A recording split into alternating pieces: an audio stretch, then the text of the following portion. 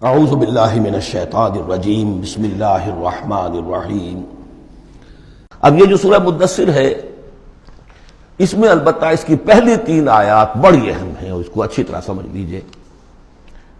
ایک ایک آیت کو سمجھیے، یا ایھا المزمل یا ایھا المدثر، ان دونوں سے ایک بات سمجھ لیجئے کہ حضور کی زندگی کا ایک خاص دور ہے جو ان کے پس منظر میں ہے، جب آپ پر غور و فکر کا، سوچ بچار کا غلبہ ہو گیا تھا۔ آپ ایک بڑے عملی انسان تھے، میں آپ کو بتا چکا ہوں۔ بچپن اسرت میں گزرا ہے، پھر لڑکپن اور پھر اور جو ہے جس کو ہم کہتے ہیں ایڈولسنس، وہ بھی سخت مشقت میں گزری ہے۔ پھر آپ نے کاروبار کیا ہے تو ایک سمجھیے کہ ملازم کی حیثیت سے یا عامل کی حیثیت سے کیا ہے۔ سرمایہ آپ کے پاس تو تھا نہیں، سرمایہ دوسروں کا ہوتا تھا۔ پھر ایسا ہوا ہے کہ اللہ تعالیٰ نے حضرت خدیجہ رضی اللہ تعالیٰ عنہا کا رجحان پیدا کر دیا، شادی ہو گئی، تو کم سے کم یہ کہ دنیاوی اعتبار سے، مالی اعتبار سے آپ اب اطمینان بخش صورت پیدا ہو گئی۔ پھر آپ نے کاروبار کیا، کھل کر کاروبار کیا، لیکن اچانک حضرت عائشہ صدیقہ فرماتی جب آپ کی عمر شریف 40 برس کے لگ بھگ ہوئی تو آپ کے اندر خلوت گزینی محبوب ہو گئی۔ حبب الیہ خلا، ملنا جلنا اب طبیعت مائل نہیں ہے۔ پہلے ہم کہہ سکتے ہیں کسی طور سے ایکسٹروورٹ انداز بھی تھا، لیکن اب اس کا وہ بیلنسنگ پارٹ آ رہا ہے انٹروورٹ کا۔ اب غور و فکر اندرونی، میرے نزدیک ایک ہی فرد نوع بشر ہے جو کلیتاً بیلنسڈ ہے انٹروورٹ اور ایکسٹروورٹس کے درمیان، اور وہ محمد الرسول اللہ ہے، ایک ہی۔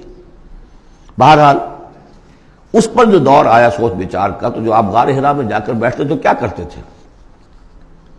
الفاظ حدیث میں آئے ہیں، حضرت عائشہ سے جو منقول ہے، کانا یتحنث فی، وہاں کچھ عبادت کرتے تھے۔ اب عبادت کیا کرتے تھے؟ تو شارحین حدیث کا اس پر اتفاق ہے کہ کانا تحنثہ تعبدہ فی غار حرا التفکر والاعتبار، غور و فکر، سوچ بچار، یہ کیا ہے، معاشرے کی حالت کیا ہے، اخلاقی زوال کی انتہا ہے، اس پر غور و فکر کہ اسی عرصے میں پھر وحی آئی۔ اس پر ایک اور، اس غور و فکر پر ایک تشویش، ایک بوجھ، ایک ذمہ داری کا احساس، یہ دو چیزیں جب مل گئیں تو اب آپ کی طبیعت میں جب کسی شخص کے اوپر اس طرح سے تفکر کا غلبہ ہو جائے، متفکر ہو جائے وہ، اور وہ پھر کہیں کمبل لیا لیٹ گئے، کہیں اور اسی طریقے سے، تو یہ جو سوچ بچار کا دور تھا اس کی گویا کہ تعبیر کی گئی، یا ایھا المزمل قوم، اب کھڑے ہو جاؤ۔ یہ سوچ بچار کا دور اب ختم ہو جانا چاہیے، اب آپ کی عملی زندگی کا آغاز ہے۔ یا ایھا المدثر قم، وہ قیام اللیل، یہ قیام النہار۔ قیام النہار میں جو آپ کے ذمہ رسالت کی ذمہ داری ہے وہ کیا ہے؟ قم فانذر، خبردار کر۔ اس پر ہم بہت غور کر چکے ہیں کہ نبی کی دعوت کے لیے سب سے اہم اصطلاح یہی ہے، انذار۔ سورہ انعام سے شروع ہو گیا تھا، قل اوحی الی ھذا القرآن لانذرکم بہ ومن بلغ، کہہ دیجئے یہ قرآن مجھ پر وحی کیا گیا ہے تاکہ میں اس کے ذریعے سے تمہیں خبردار کروں۔ تو خبردار کرنا کہ یہ نہ سمجھو کہ بس یہ جیسے حیوانات ہیں، یہاں پیدا ہوئے، چرا چگا، ختم ہو گئے، نسیاں منسیہ ہو گئے، تم حیوان نہیں ہو، کچھ اور ہو۔ تمہارے اندر اللہ نے اپنی روح پھونکی ہے، عظیم ترین امانت کائنات کی، جسے نہ پہاڑ اٹھا سکے نہ آسمان اٹھا سکے، وہ امانت ہے جو تم نے اٹھائی ہے، اور اس امانت کی جواب دہی ہے، ذمہ داری ہے، اس کی اکاؤنٹیبلٹی ہے، تمہیں سب کو مرنے کے بعد اٹھا لیا جائے گا۔ واللہ لتموتن کما تنامون ثم لتبعثن کما تستيقظون ثم لتحسبن بما تعملون ثم لتجزون بالاحسان احسانا وبالسوء سوءا وانها لجنة ابدا او لنار ابدا۔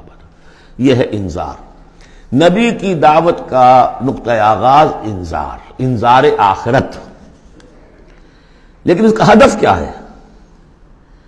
اس کا ہدف جو ہے کوئی خانقاہی نظام بنانا نہیں ہے، اس کا ہدف صرف کوئی تعلیم و تعلم کا نظام قائم کرنا نہیں ہے۔ ہدف کیا ہے؟ ربک فکبر، اپنے رب کو بڑا کرو۔ کیا مطلب ہے؟ رب تو بڑا ہے، کیا بڑا کریں گے؟ اس کی بڑائی مانی نہیں جا رہی، اس کے خلاف بغاوت ہے۔ ظہر الفساد فی البر والبحر، اس کی بڑائی منواؤ، اس کی بڑائی نافذ کرو۔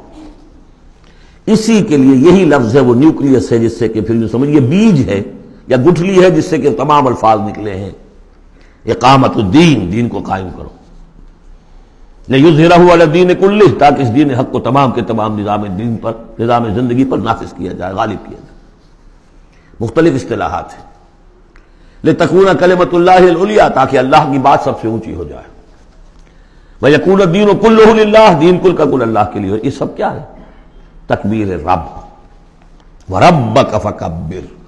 تو یہ تین آیتیں اس اعتبار سے کہ حضور کا ایک خاص دور، تدبر، تفکر، پھر فکر مندی، یہ بھی بتا دیا تھا ورقہ ابن نوفل نے۔ اب دیکھیے انہیں صحابی نہیں سمجھا جاتا، کیوں؟ کہ ان کا انتقال فوراً ہو گیا تھا۔ اس کے بعد جب رسالت کا حکم آیا ہے اس وقت وہ موجود نہیں تھے۔ تصدیق کی ہے انہوں نے، نبوت کی تصدیق کی ہے، ان کا یہ وہی ناموس ہے۔ جب حضرت خدیجہ لے کر گئی حضرت ورقہ کے پاس کہ عمزاد میرے چچا کے بیٹے، ذرا دیکھیے یہ آپ کے بھائی کو کیا ہوا ہے، کیا تجربہ انہیں پیش آیا ہے۔ وہ کہا کیا تم نے دیکھا؟ آپ نے بیان کیا کہ ہاں یہ وہی ناموس ہے جو موسیٰ پر اور عیسیٰ پر نازل ہوا تھا، اور کاش کہ میں اس وقت تک زندہ رہوں جب تمہاری قوم تمہیں اس شہر سے نکال دے گی۔ تو اتنے پریشان ہوئے حضور، حیران ہوئے، اب مخرجیہم، کیا وہ مجھے یہاں سے نکال دیں گے؟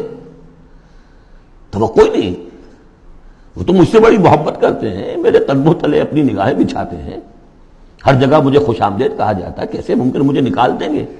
کہا کہ نہیں، یہ پیغام جس کے ذمے بھی آیا ہے اس پیغام کا پہنچانا، اس کی قوم اس کی دشمن ہو جاتی ہے۔ تو اب یہ تشویش ہے نا حضور کو۔ یہ دور ہے در حقیقت یا ایھا المزمل قم، یا ایھا المدثر قم۔ اب یہ جوڑے ہونے کا کانسیپٹ بھی سامنے ہو گیا، وہ قم اللیل ہے اور یہ قم فی النہار ہے۔ یہاں دعوت اور رسالت کا معاملہ ہے، کیونکہ ان آیات کے نزول سے قبل ابھی آپ کو اپنی دعوت کی تبلیغ کا حکم ملا ہی نہیں تھا، تو چونکہ ورقہ ابن نوفل کا انتقال ہو گیا، ان کا شمار جو ہے صحابہ میں نہیں ہوتا۔ اب اس کے بعد مزید جو آیات ہیں، وَثِیابَکَ فَطَہِّرْ، اپنے کپڑوں کو پاک کر رکھنے کا اہتمام کیجیے۔ اب ان کی بہت صوفیانہ طرز پہ بھی تعبیر کی گئی ہے۔ ثیاب سے مطلب جو ہے وہ کپڑے نہیں ہے صرف، بلکہ دل بھی ہے۔ وَالرُّجْزَ فَاہْجُرْ، ہر قسم کی گندگی سے، گندگی ظاہری ہو اور یا باطنی ہو۔ باطنی گندگی ہے کہ اللہ کے سوا کسی اور سے لو لگی ہوئی ہو، اس شرک کو اندر سے کاٹیے، اور کوئی نجاست ہے تو اس کو باہر سے صاف کیجیے۔ وَلَا تَمْنُنْ تَسْتَكْثِرْ، اور دیکھیے ایسا نہ کیجیے کہ کسی پر احسان دھرے کہ آپ کو جواب میں اس سے بھلا خیر کوئی ملے۔ آدمی کرتا ہے میں دے رہا ہوں، یہ ملے گا واپس، یہ بھی کبھی دے گا، آپ اس کو زیادہ چاہنے کی توقع میں نہ دیجیے۔ یہ تو عام ترجمہ کیا گیا ہے، لیکن مجھے پسند ہے جو مولانا اصلاحی صاحب نے ترجمہ کیا ہے، وَلَا تَمْنُنْ، منن کے معنی توڑنے کی بھی ہوتے ہیں، کاٹ دینا۔ وَلَا تَمْنُنْ، دیکھو اپنی اس جد و جہد کو، اپنی اس جو بھی آپ کے ذمہ فرض منصبی عائد کیا گیا ہے اس کے ضمن میں اپنی کوشش کو منقطع نہ کر دینا، جو بھی حالات ہوں جاری رکھنا۔ تستکثر، بہت بڑے نتیجے نکلیں گے انشاءاللہ، کثرت کے ساتھ آپ کو وقت تو لگے گا، لیکن یہ کہ پھر آپ کا جو ہے بول بالا ہوگا۔ وَلِرَبِّكَ فَاصْبِرْ، اور اپنے رب کے لیے صبر کیجیے۔ اور یہ میں عرض کر چکا ہوں، صبر کے ساتھ لام آ جائے تو انتظار کیجیے، اپنے رب کے حکم کا انتظار کیا کیجیے، جو بھی حکم آئے اس پر عمل کیجیے۔ یہ 7 آیات ہیں۔ تو یوں سمجھیے کہ اس سورت کا ایک خاص جو ہے مناسبت قائم ہوتی ہے سورہ علق سے۔ پہلے حصے میں تو حضور سے یہ خطاب آ گیا، مکمل ہو گیا 7 آیات میں۔ صدق اللہ العظیم۔